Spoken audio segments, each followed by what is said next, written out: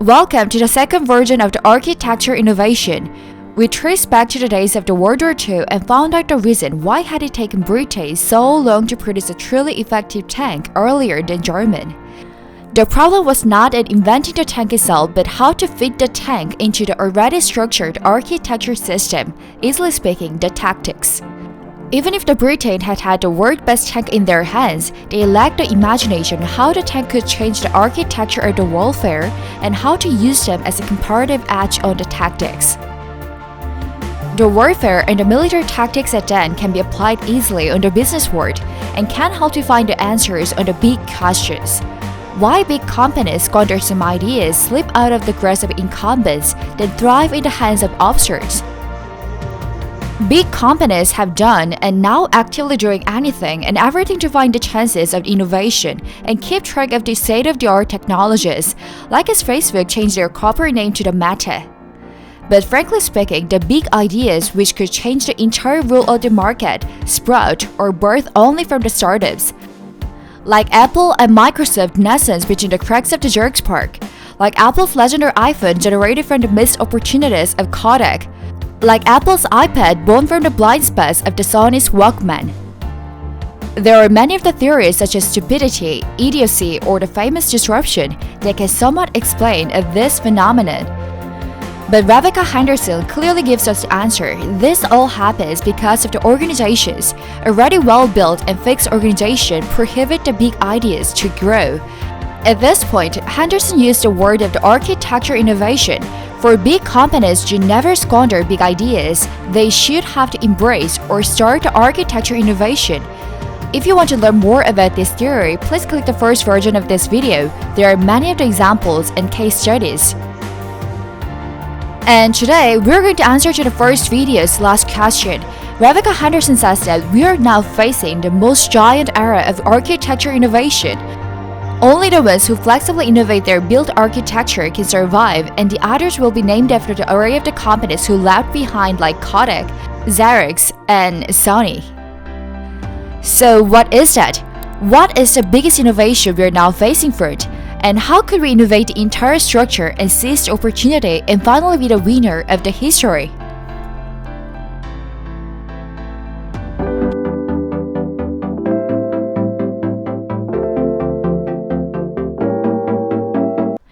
Can you guess what exactly is the biggest challenge we are facing right now? Even at this moment, that challenge is threatening the companies. Only the ones who do the architecture innovation can survive, and the others will fail. Rebecca Henderson says that this is the capitalism. We need to innovate the entire structure of the capitalism and rethink and reimagine the capitalism. In January 2015, Mark Bertolini, CEO of the Aetna, announced that he was raising Aetna's minimum wage to $16 per hour and slicing the cost of the health insurance to his lowest paid employees. Nearly 6,000 employees and about 12% of the Aetna's workforce benefited for the move. When he was asked why he was doing this, he told the press, and then I quote, "Companies are not just money-making machines. For the goods of the social order, these are the kind of investment we should be willing to make." It's a pretty amazing statement in the early 21st century. When we think of how many big companies seem to be solely because of making themselves richer and larger. In 2018, Larry Fink, the CEO of BlackRock, the largest asset management firm with more than $8 trillion under management, Larry wrote a letter to every company in which BlackRock invests. And part of it said, society is demanding that companies, both public and private, serve a social purpose. To prosper over time, every company must not only deliver the financial performances, but also show how it makes a positive contribution to society. Companies must benefit all of their stakeholders, including shareholders, employees, customers, and the communities in which they operate. How extraordinary this statement is coming from the chair of the largest asset management firm in the world. For many of the years, we have thought the purpose of the company is to make money.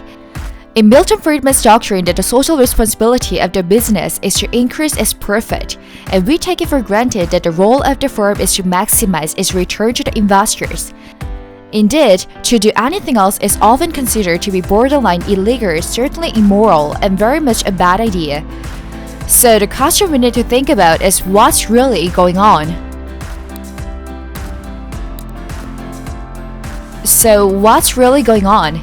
Rebecca Henderson is a specialist in innovation and she has been studying in more than 30 years. And she's deeply interested in the big problems facing the world. When thinking about the big problems facing the world, she divides them into two groups. The first is the natural resources problem.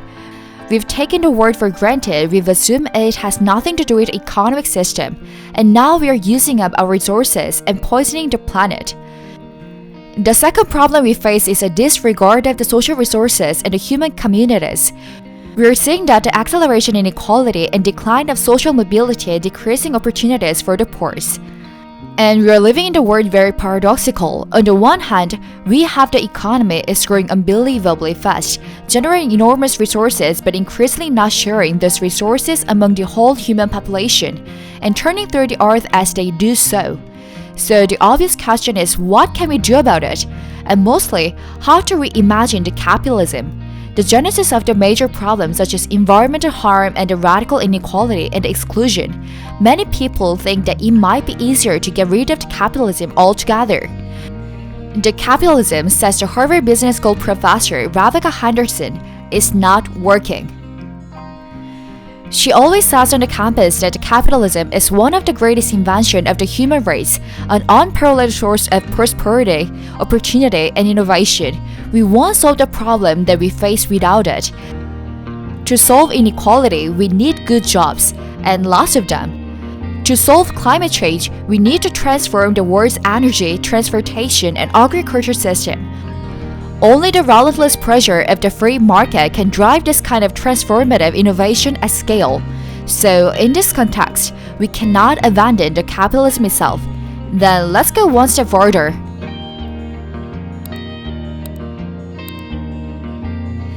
Reimagining capitalism. Henderson believes that not only does the capitalism have a role to play in righting societal wrongs, but is uniquely qualified to harness the enormous intellectual, technological, financial, and motivational resources that humankind can bring to bear on these challenges. Following her latest book, Reimagining Capitalism in the World on Fire, Henderson discussed how companies should be purpose-driven to start solving the problems capitalism has brought upon us. Rebecca Henderson explains how businesses' commitment to solve the big problems can unlock not only tremendous enthusiasm amongst employees, but also exactly the kind of creative thinking and commitment to work across organizational boundaries that is at the root of the most significant innovation. Drawing on lessons from companies around the world who are already making positive differences, Reimagining Capitalism shows that this new approach is not only a moral imperative, but also an extraordinary opportunity to drive growth and innovation in the increasingly competitive world. And perhaps most critically, she suggests that it has the potential to balance the power of the market with the power of the democratic, accountable government and the strong civic society, the long-term solution to the problem that we face. Many business leaders are aware that the world faces potentially catastrophic environmental and social problems, and many believe that finding solutions to these problems present real opportunity. They are busy cutting water and energy use, cleaning up their supply chain, and reassuring their millennial employees that they care about making a difference. Companies like Tesla, Whole Foods, Unilever, and Walmart have shown that doing the right thing can sustainably segment a company's bottom line. Here are the great further examples of this idea.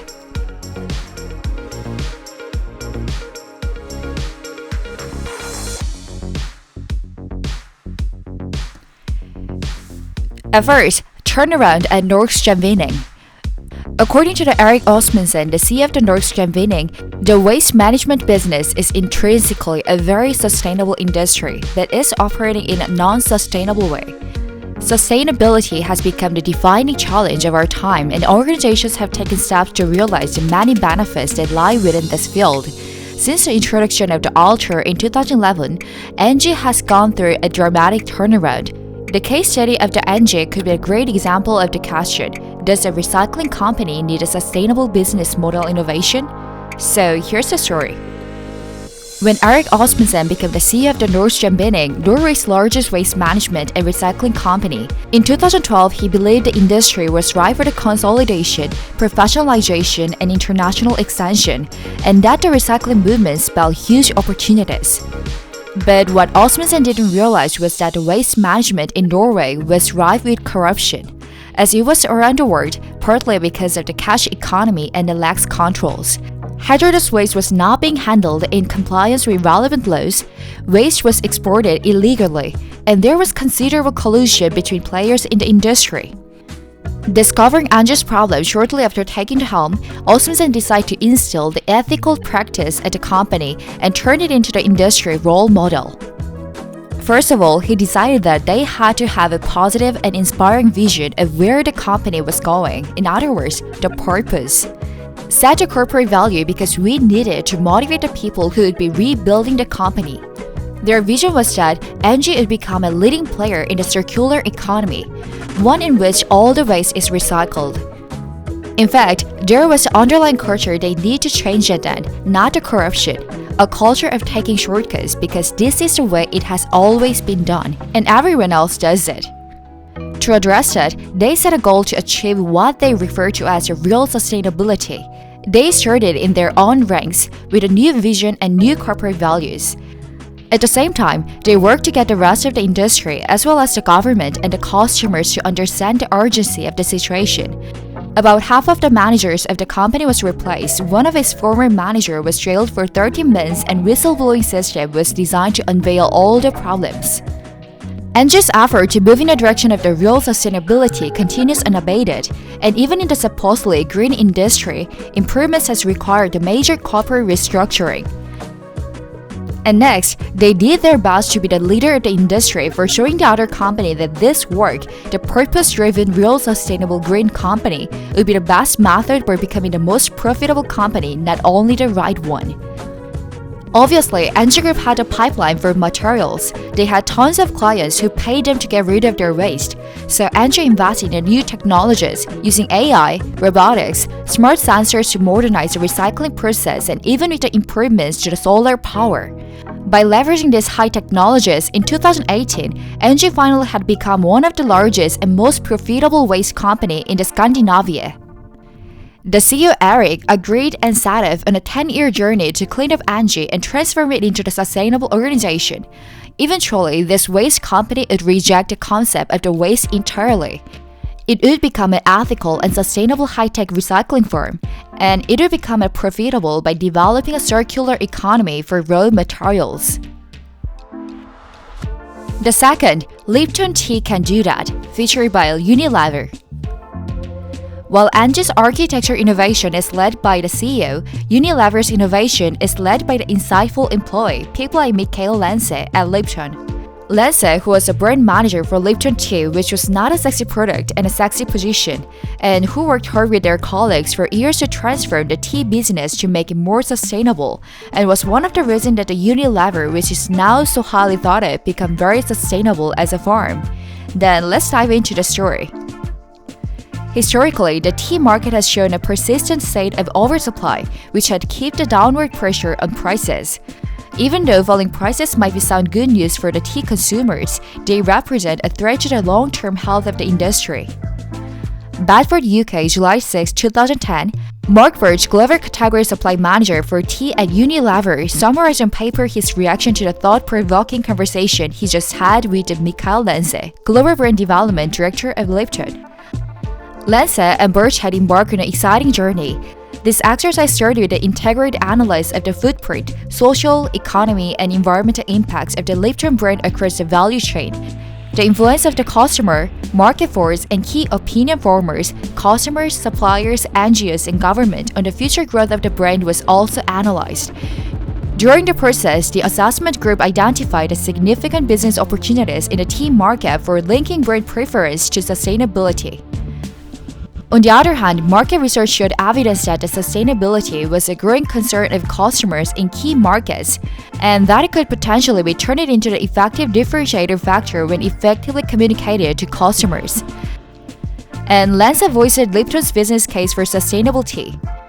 According to the market research, 60% of the customers in Western Europe declare that they take social and environmental factors into account when deciding what product to buy. However, they are often discouraged by price and availability. Lipton, as the world's biggest tea brand, had an opportunity to break down those barriers and rebuild a market share by making sustainability an integral part of the brand promise. Universally available, sustainable tea was a sound and sensible long-term business proposition from the brand point of view, and it was also a good deal for the tea growers. When certified tea was available in 2008, Unilever deployed its communication campaign with the customers, linking sustainability with the brand promises. Lipton tea can do that. The main message communicated to the customer was that drinking Lipton helps people to lead better life, healthier and fitter, but also through making production sustainable, lead to a better life for farmers and a better environment. Lipton's approach with a sustainable tea proved to be the effective tool in the customer communication and a driver of market growth. Lindsay explained, sustainability had proved to be the major creator of the value of Lipton. Our expectation of the market share growth had been surpassed, as demonstrated by the market research data. In countries where the link between the brand and the certified sustainable tea could be done in a straightforward way, sales and the market share went up during and following the campaign period. Market research also showed that the certified tea had an enormous appeal to the customers. Unilever's 2017 study revealed that a third of the customers, 33%, are now choosing to buy from the brand they believe are doing social and environmental goods.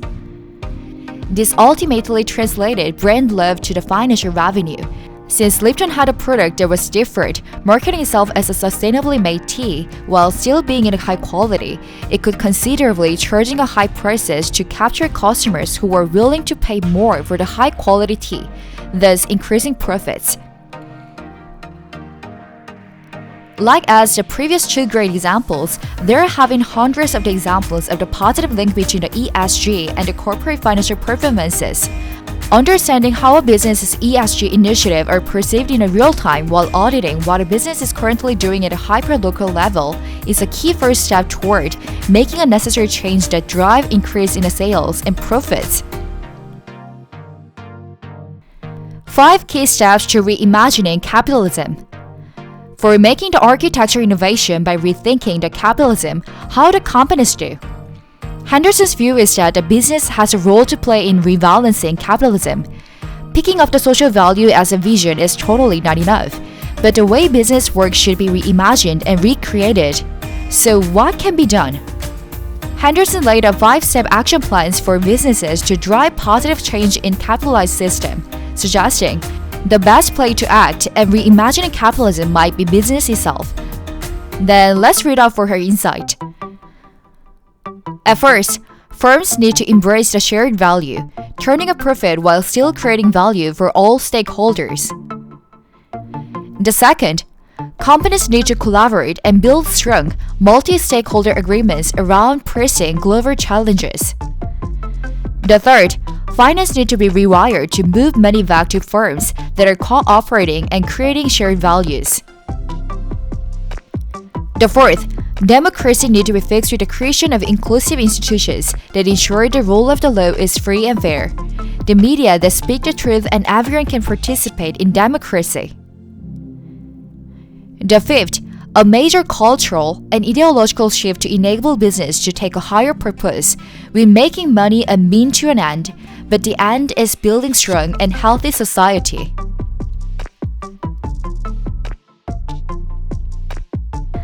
Then let's wrap up the entire story. Any illusion that the free market alone is enough to provide us a healthy, free, and fair society is shattered.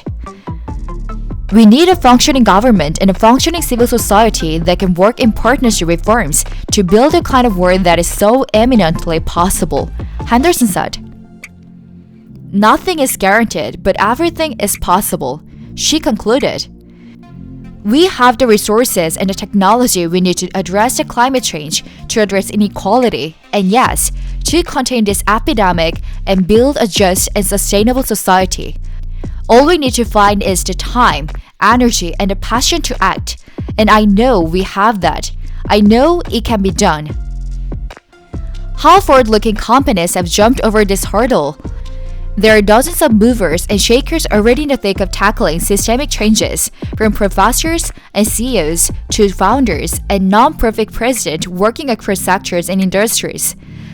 They've shared the first step that helped them to break the initial inertia of business as usual and, importantly, the mindset they've adopted to sustain new kind of activity. I hope their wisdom will be as inspiring for all of us. We can learn from the horrors of pandemic. We don't need to go back to normal. We need to reimagine capitalism instead. We need to find a way to balance the energy of the free market with the power of competent, responsive government. Together, they can help us build a more just and sustainable world. So, are you ready for innovating and embrace the entirely new structure of the world?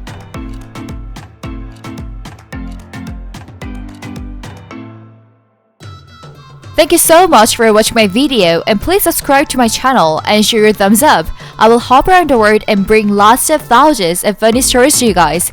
And see you again. Bye!